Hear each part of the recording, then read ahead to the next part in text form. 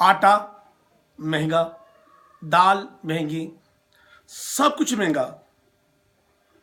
वज़ीर आज़म इमरान खान साहब आटा बहुत महंगा हो गया।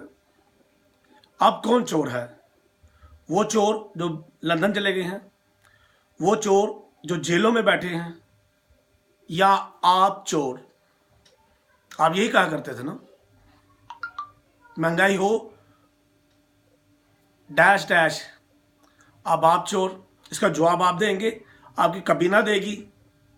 आटा 60 से 70 रुपए किलो बिक रहा है। भाई तोड़ा कितना महंगा हो चुका है। रोटी भी इतनी महंगी, गरीब को मारने का बंदोबस्त कर लिया है। और हम लोग 98% लोग अभी तक सो रहे हैं, जाग ही नहीं रहे अपने लिए, अपने हुकूक के लिए। नहीं तो फिर भूखे मरने के लिए तैयार हो जाओ।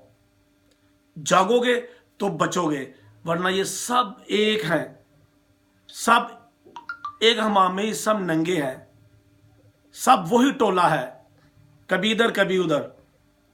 झूठ के पलंदा और महंगाई आसमान को छू रही है और खुदकशियां कर रहे हैं, मगर आपको कोई फर्क नहीं पड़ना, आपको कोई फर्क नहीं पड़ेगा।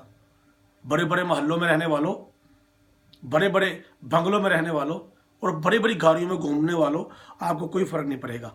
मरेगा तो गरीब, मरेंगे तो पाकिस्तान के 98% आम लोग।